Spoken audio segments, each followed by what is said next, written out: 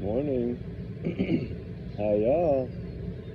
We've been overly swamped here and dealing with flooding nightmares. I want to know if y'all heard the new little clip about the CBC interviewed the stepdad, the biological grandma, the bio fathers, the one that hadn't seen the Jack and Lily in like 3 years. His mother, the grandmother, she spoke. We got a little bit of mixed information here. And the one thing that really bothered me in the whole entire thing was, as y'all know, I think we all learned that in the Sebastian Rogers case. Law enforcement does not give you answers to a poly immediately after the poly. We know that. It takes time to, how do they say it? The examiner needs time to analyze the results. Through an examiner might give you a preliminary indication during the test. They need time to review the data, complete the video recording sessions, and create a final report. Okay, so we know that takes anywhere from what? Probably, I think it's 3 to 7 days, up to 2 weeks, right? Seth Rogers, I think, took 2 weeks. And that was professionally done by FBI analysts. So, yeah, that took a little longer because of the extent of the test. This situation, even if they would have said something the next day, I would have been shocked. But for him, the stepfather, to say that he didn't come out and say he passed away, he did and he didn't. Like, he hinted he did, but he didn't say the words, "they told me I passed." He said, "they told me I did okay," or "I did okay," right? Which is what I told you they're going to tell him. That's usually what they do. They'll give him a thumbs up or something so they don't suspect something, right? That's what they do. I think the lie detector test is what got this dude. And the sad thing is, as he's sitting there talking to that lady, why that lady is looking at him as if he knows something and did something. And yet, he still tries to just be such a, I don't know what. I don't know if y'all heard it. Y'all want to hear a little bit of it? We could play a little bit of it. It talked about, do they believe that the kids are in the woods? The woman that leads the ground searches, the lady, she says that in her mind, she thinks they're in those woods. That they could have been hiding under something or crawled under something and they're just small and they haven't found them. But they've searched 12 and a half kilometers. I mean, these kids could not have gone that far, I'm sorry. Plus they would have found boots, diaper, backpack, they would have found something by now. But we know now the pink blanket, like I always thought in the beginning was Lily's, is evidently maybe coming out that it is in this particular interview. Which is good because I was given that information by one of the searchers. So I think it's a good thing, right? And then we have Mr. Retired Detective. Actually, he's a very brilliant man. I said that from the start. And now he's talking, which is good. But the thing is all in all, still a guess for everyone. But if you look at one of the important things that one of the main investigators said when asked a question, can you tell me if anything was found, anything that can be used, even if you can't tell me what was found, has anything been found? And what was his exact response? Not a blanket, not a rubber boot, not anything found in those woods. His only response was, all I can say is, it's an investigation ongoing, but there's no proof that these kids were abducted, okay? Which makes me understand why they're doing what they're doing, because they don't believe these kids were abducted. That's why we've never seen an Amber Alert. You can always send an Amber Alert out weeks after, months after, 2 months after, doesn't matter. Yes, it probably won't have the same strength and effect, but I think at this point, it'll be just like doing one for Sebastian Rogers and Summer Wells. It won't matter. It's not going to change the outcome. It's still going to be hidden secrets. But, let's play a little of this. I want y'all to hear this. I hope this phone will balance here. I don't know if it will, but I hope it will. Here we go. Search crews and first responders mobilizing in a quest no one dreamed would take this long. Hope y'all hear that all right.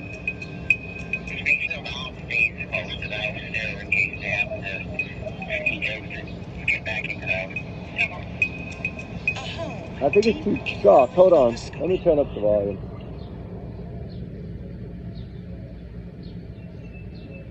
Crews and first responders mobilizing in a quest no one dreamed would take this long. Speaking of all states, most of our facilities have to get back in close. Man, it's not very loud. What the heck? I'll redo it. It's only 8 minutes, 14 seconds. It's out there if y'all want to go watch it. It's CBC News. They recorded it in an interview with the grandma and the stepfather. No mother still. But we're learning now, right? I actually spoke to someone within the family. You know, I wasn't going to talk about it, but I'm not going to say a name. But anyway, what I'm gathering from here is that actually Daniel was an abuser, just like Christopher Grady Crawford, just like Don and Candace Wells. Okay?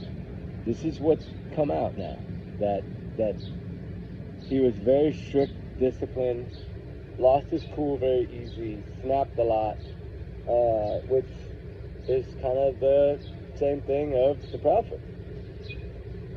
And same thing at Don Wells, right? They snapped. That's what we talked about in the video a while back. It's heartbreaking as it is to see that grandmother sit there and bawl like that and hold little Lily's little heart with her handprint from when she was a baby. It's an ornament that Lily had made for her when she was a baby. You could tell by her little handprint. And, you know, she has all her little keepsakes in a little box. It's so cute. And yet so heartbreaking.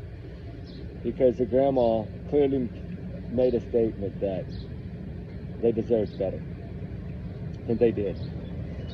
And a failure by the biological father, yes, preferably, probably. Should he have been a part of the children's lives? Yes. Did I think Malaya threatened him with other things and that's why? I think we're seeing it in this case. This is what she does. It's a pattern. Something doesn't go her way. She pushes and she just runs. She's a runner. And so now, I thought she could possibly be a witness. I really did. I thought there was a big possibility. I still think 15% of me still believes that she could be a witness in some way. But I think also 70% she could have been, she knows exactly what happened to these children. I do believe that. I believe they both know what happened to these children. I believe law enforcement knows it's not an abduction because they went back so many days. When you don't see any, and I know we put out, not me, but certain people put out things that are not true. We know that. It happens all the time. It's just something that we have to just take as a grain of salt and go on, right? It's sad, but it's something that you're always going to have two sides to every story because that's how you find the truth. So we've pretty much got Daniel's side of the story. We have the bits and pieces of the mother's side of the story. The bits and pieces are she thinks that he harmed her children. She thinks he's responsible. So does her entire family. And she did what she felt, I guess in her mind, was what she wanted to do because what she did wasn't about the kids as far as we know, but then again, it could be if she is a witness, right? But it's just odd to me because that statement that she made about the RCMP or whatever telling her not to speak to the media, it's not exactly what they said. They said, within reason, be mindful of what you say out here. Think about it before you say it, basically. Don't go, they never told her not to go beg for her children or plead for her children or beg for somebody to let her kids go or whatever the thought in her mind may be. They never told her that. They just told her, be mindful in what you say out here. But what's really bugging me is there's no information about the mother's lie detector test. There's no information out there about the stepfather's lie detector test. Although the stepfather keeps saying he did well, he's been telling us this for weeks, and we know that he just recently took the test. So did he take a test with another company. That's still something that we've been working on, and we can't 100% verify. 92%, but we're not at 100 yet. But it's pretty sure that he did take one with another company that he paid for, and that the police wouldn't take it, and then they ordered those based on a tip. They ordered these polys last week based on tip. That's what I'm being told now. Like I said, take it as you want to, but that's the rumor to me, is that evidently something was phoned in, pictures were sent in, and that's what led them to do this. But the poly tests go way beyond 7 now. It's insane. But you know what's so crazy is, why are they talking to so many people in such a rural? You're talking 54 plus interviews. A town less than 100, okay? You're talking, look, listen to what I'm about to say. You're talking more than half of the community has been interviewed. That is massive. Half of the community, guys. This ain't half the city. If you want to call it a city, it's not. It's a little rural town, but I'm just saying, the town. Okay, what do you say, the little town? The small town, right, of Lansdowne Station. Out of the entire community there, pretty much more than half of them were interviewed. And a small percentage of at least a third of them were polygraph tests. Man, what does that tell you about this area? That's pretty odd, ain't it? I mean, when do you see them testing half the damn town? I mean, I don't think you see that very often, guys. I really don't. But you know, the one thing that really bugs me is, let me see if I still have it. I think I do. This phone, I don't know why it's not being loud. I recorded. Maybe I had the phone too far away when I recorded it this morning. It's possible. But there's one here that I want to play. Hold on. I think it's this one, actually. Oh, no, that's Sebastian. That's a new one I want to play for y'all on Sebastian video. Stay right there.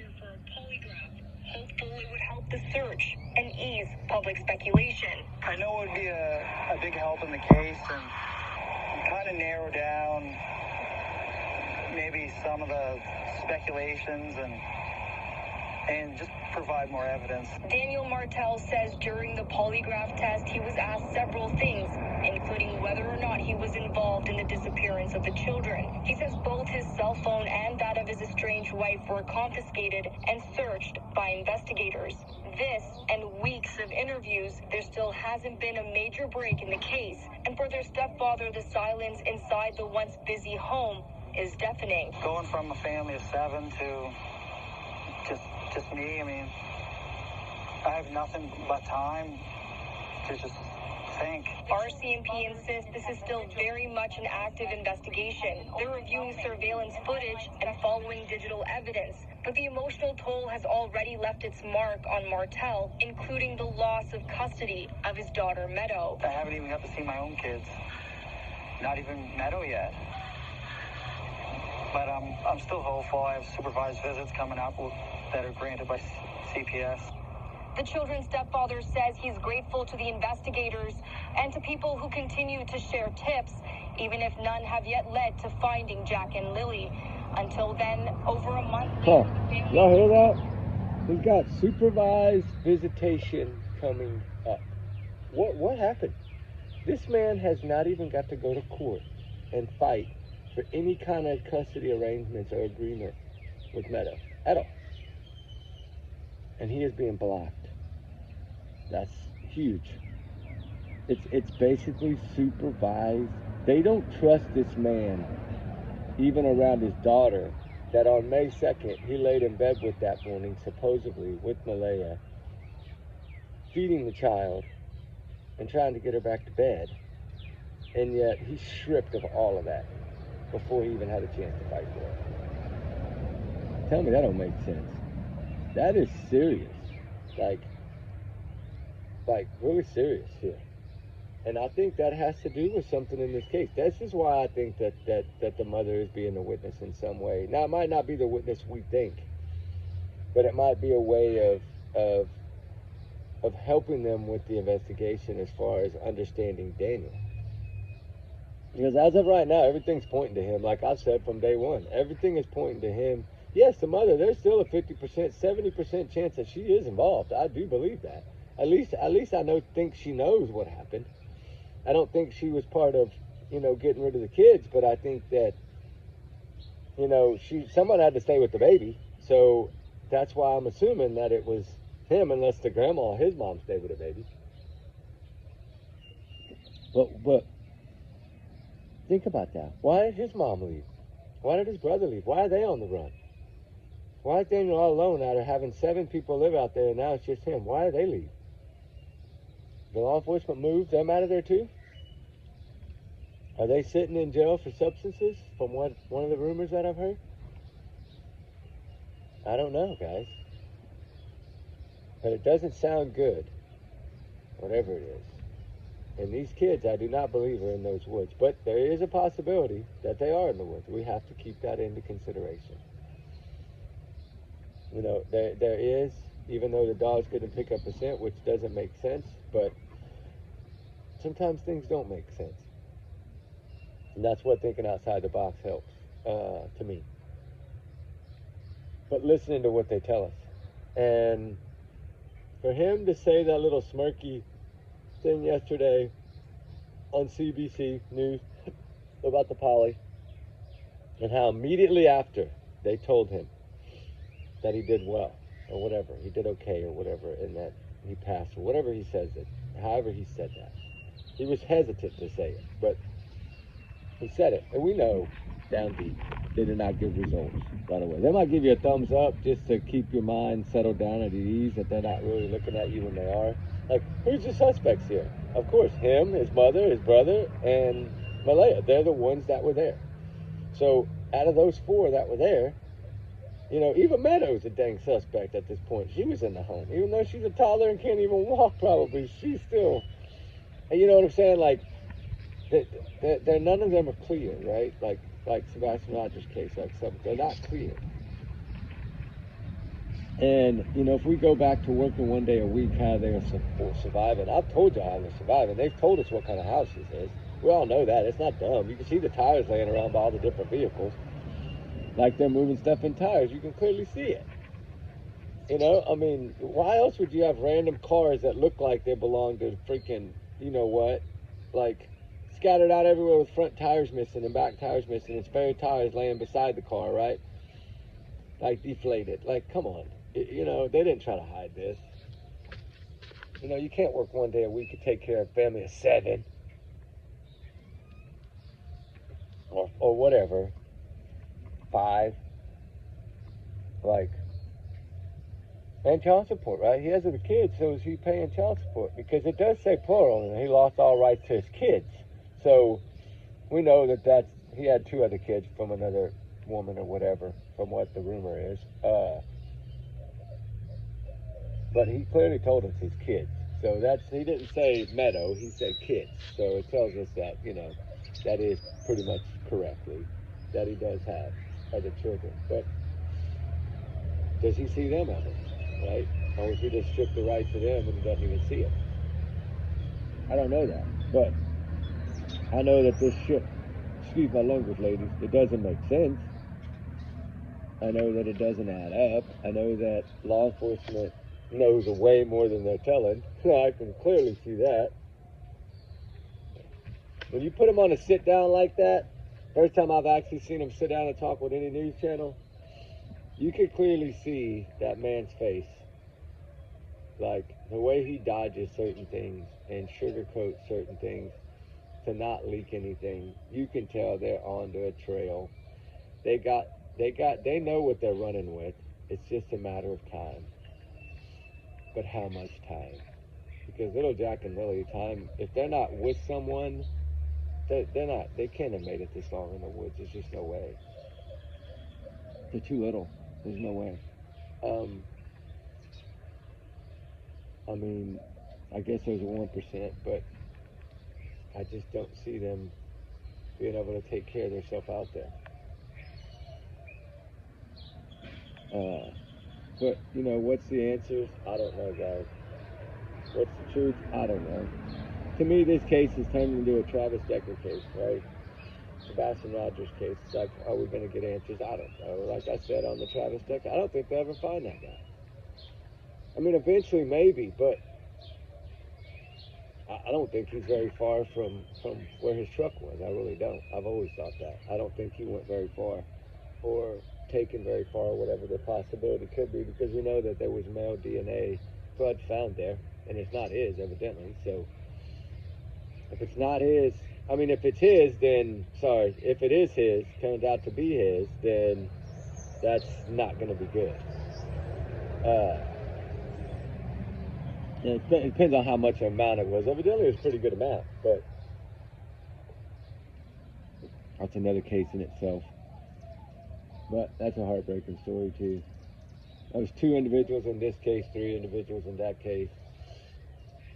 And we just had Father's Day, and yet, like I said, I wanted to know if Daniel was able to see that child on Father's Day, and he wasn't. So that's telling us something very important. They stripped him of his rights. They're going to make sure that somebody's there with him when he sees his kids. Would I trust that? No. At this point, this man feels in his head his world is crashing. He's fixing to lose everything. Don't think that he won't for a minute harm a child, right? That's what I'd be scared of. That's exactly what I'd be scared of. And I think that's what that mother's scared of. But why? Why the blame? And why now? What I said, remember, I think he was an abusive person. He reminded me of Christopher Crawford in the beginning. And now to learn that according to some really well-trusted people in the family, actually one in his own family, said that he's abusive. So this isn't just coming from one person. But they were seen all together as a family on that May 1st. I think everybody knows that by now. But, you know, I don't know. Did they make it home from that day? I don't know. I'm still wondering about that ATV accident, if that is possible. That at that get-together or whatever, that they were riding those buggies and something bad happened. You know, it doesn't take much sometimes to flip those things, especially in the dark. Or hit a log and roll over, or hit a log and throw those kids off.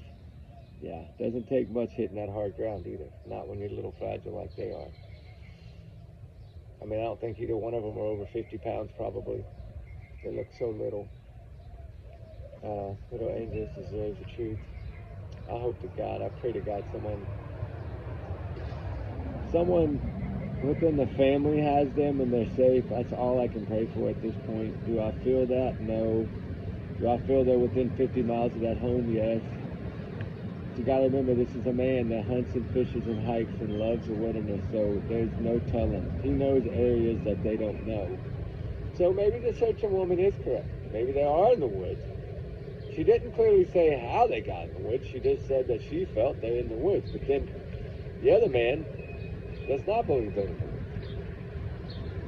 So you see what I'm getting at? You have different investigators and different searchers that feel different. Their opinions may be different, and that's okay.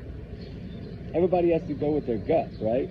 In this situation, you're just trying to find these children and get them home. Did it work? No. Has it worked? No. Will it work? We don't know. But the truth remains, where are they? Where are these children?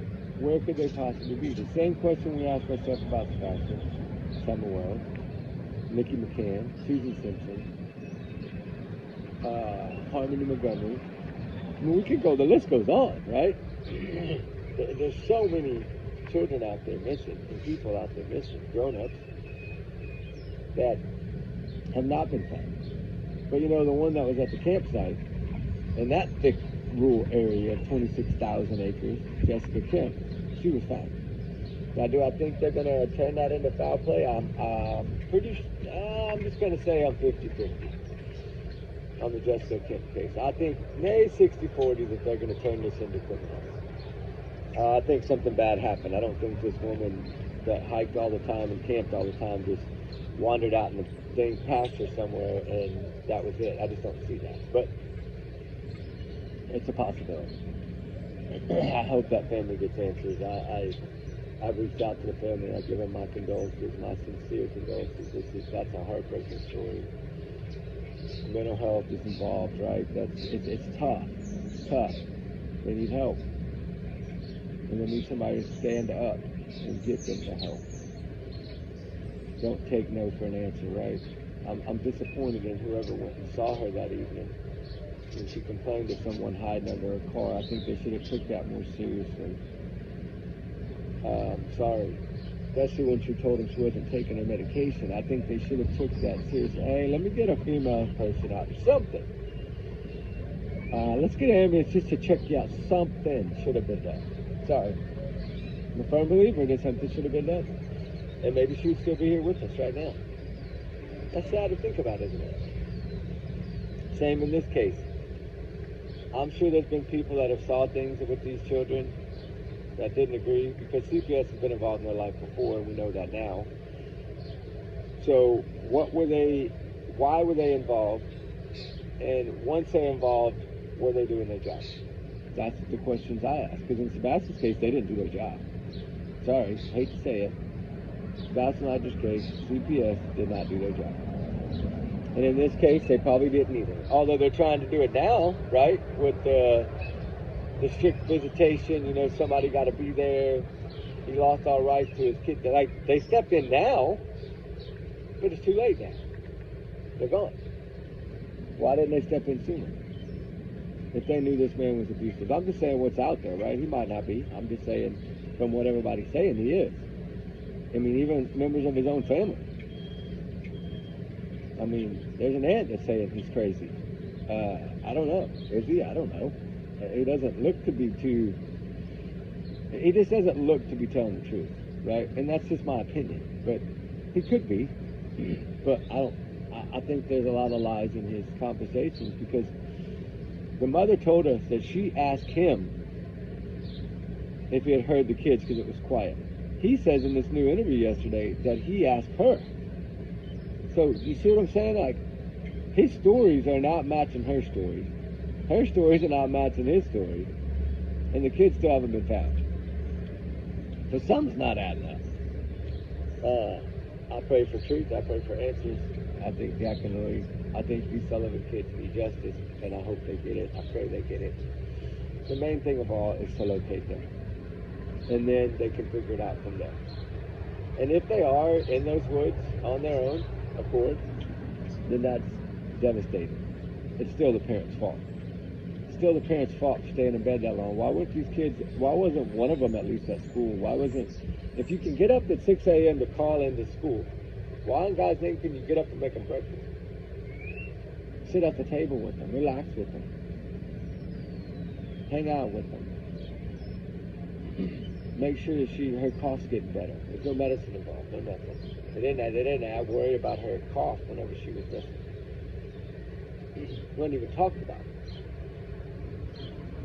So then again, just their words led us to where we are. Could it be something to where the camera just completely blew their minds and they weren't ready for it and they're totally innocent? That's always a possibility. But doubtful. I am, in my opinion. I think both of them know. Actually, I think all four of them know. And I think all four of them were part of it. And we'll see what comes out, but I don't know. I hope, pray for answers, all I can say. But anyway, y'all have a good one, guys. I got to get out of here, get to work, but we love y'all, guys. Y'all have a blessed day. Trigger warning, time for 100 million. Y'all's comments, y'all's alone, not to reflect the channel. We do our research together because we're all a big heart, little family. And remember, allegedly, these are my opinions, guys. My thoughts, my theories, my speculation, my free speech. I'm entitled to it. Everyone's innocent until proven guilty in the court of law. I should have added fourth for guilty, because I think there's four involved. So we'll see. We'll see what comes out. But like I said, take it as a grain of salt. Educational purposes, whatever you want to call it. Anyway, guys, y'all know the drill. Y'all have a good one, and keep praying for these little ones. Set an extra table, an extra plate at the table for each one of these kids tonight. You know, say a little extra prayer. Power of prayer is good. Anyway, y'all have a blessed one, guys. We'll talk soon. I got to get back to work, but we'll be back on probably after 7:30.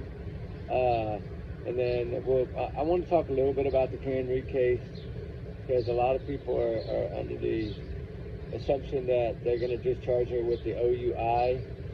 But what they fail to see is that there's 3 categories in that.